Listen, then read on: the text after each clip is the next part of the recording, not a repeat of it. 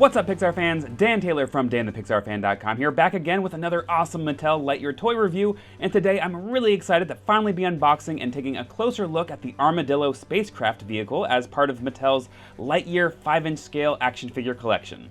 I've had this for over 2 months now, and I can't believe it's taken me this long to bust this thing out, but man, is Mattel keeping me busy these days with all these Lightyear releases. Anyway, so far, this has only been released on Amazon. That's where I ordered mine from back in June, and to this day, I still haven't seen it at any store like Walmart or Target, so this could end up remaining an online exclusive. We'll have to wait and see, but for now, definitely get yours from Amazon if you're interested. The price is $37.99, and I'll put that link to buy down in the description for you guys. So the open style box is great. Here's a closer look at the back of the packaging, showing the ship's different features. My favorite being the opening rear cargo door, which drops down with the press of a button. Then along with that, you can add a firing missile launcher weapon to the back there to defend the ship. And then there's an opening cockpit with room for one figure and slide open side doors. Here it shows the complete first wave of 6 mainline 5-inch scale action figures, which I did also review, and that is the box for you. By the way, this is my third Lightyear 5-inch scale vehicle I've reviewed here on my channel, with more to come, so if you missed any of my previous reviews, including the XL1 ship, the base utility vehicle, or any of my 5-inch scale figure reviews so far from this line, don't forget to check out my Lightyear 5-inch scale figure reviews playlist by hitting that card above.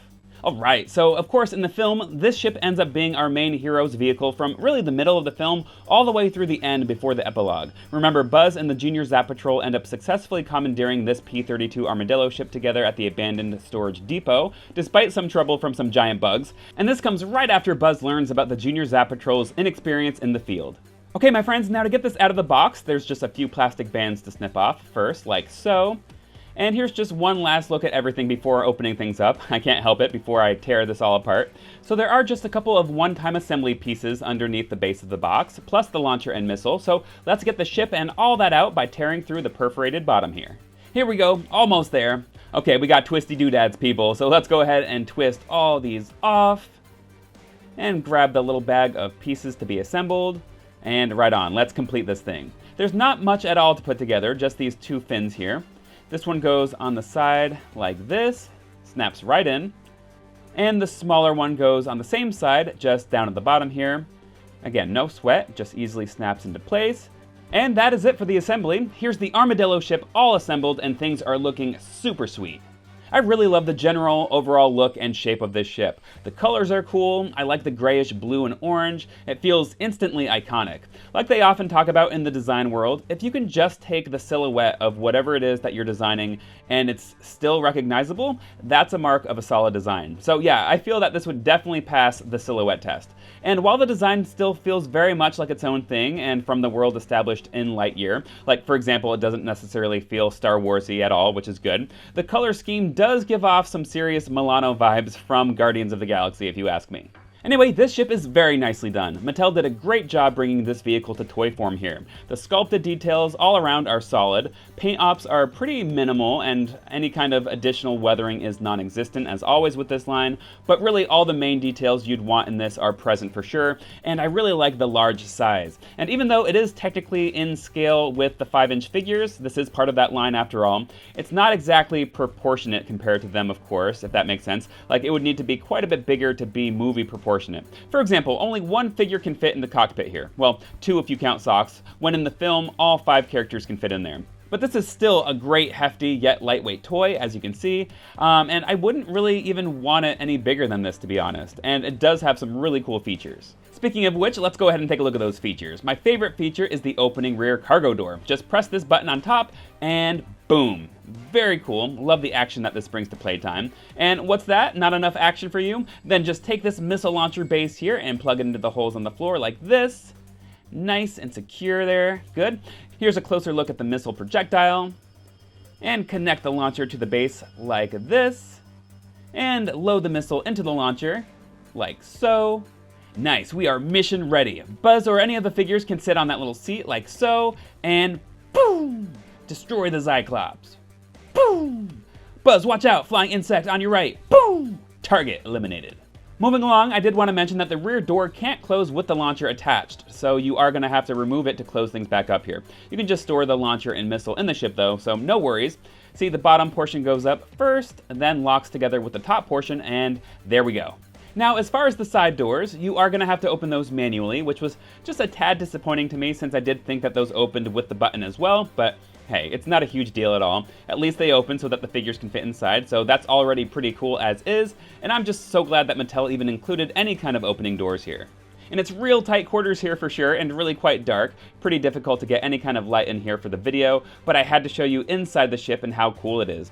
I know it's hard to see, but I love that the molded ladder inside actually leads directly into the cockpit, just like in the film.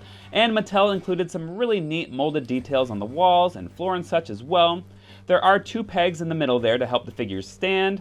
And yeah, I feel like Mattel went the extra mile here inside when you can hardly even see it at all from the outside looking in. They really didn't have to add any of this, but us toy fans notice simple added details like this and sure appreciate them. And again, kind of hard to see, but here's a closer look at the 2 peg holes inside. And there isn't much room inside at all, but I think things should be tall enough in there to at least stand up all the figures. Here's Izzy, who is a little shorter than the others, so let's test them out as well to see if they all fit. And yep, Buzz fits, and again, he's a little taller than Izzy. So let's test out Mo, and Mo even fits, the tallest figure in this line so far, I believe, so there you go. Good to know that they can all stand up in there. And now for the last feature, let's check out the opening cockpit. Here's a closer look at all the molded details inside. Looking good, and check it out. Buzz fits in here just perfectly. Not a tight squeeze at all, with enough room to even include socks there on his lap if you want.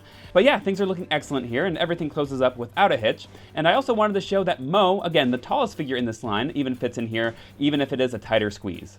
Oh, and I forgot to share this in my review of the Recruits to the Rescue multi-pack, but the cardboard background in that box is removable. Here it is behind the Armadillo, and as you can see, it makes for a pretty cool display backdrop, so keep that in mind before you consider throwing that box away. And as far as the size of this vehicle, looks like it measures about 8.5 inches tall and about 12.5 inches long. And lastly, because I know some of you will be curious, here's the 5-inch scale Armadillo ship on the left, next to the small/micro scale Armadillo ship as part of Mattel's Hyperspeed series on the right, just so that you can see a size comparison of the two. I'll be reviewing the Hyperspeed version and the complete Hyperspeed series soon, so stay tuned. And there we have it, folks. Those are all the thoughts I have for this one, and I believe all the details you might want to know. Do I recommend picking this up for your Lightyear collection? Abso-freaking-lutely. This thing is just awesome. It's going to bring so much fun to Lightyear playtime, so kids will love having this to recreate their favorite action-packed movie moments. And for collectors, this will make for a fantastic display centerpiece surrounded by all their Lightyear 5-inch scale figure collection. Can't wait to get Izzy, Mo, and Darby in their alpha suits to make things even more movie accurate here. And for the price, again, almost $40, I would have loved if this thing had some lights and or sounds, but it is super cool as is for sure, and I don't have any major criticisms. But what do you guys think though? Have you or will you be picking this ship up? As always, I'm very interested to hear your thoughts below, and if you enjoyed today's review, I hope you'll consider giving this video a big thumbs up and subscribing to my channel for more Pixar toy news, reviews, and toy hunts. Find me all over social media at Dan the Pixar Fan, and I will catch you all in my next video.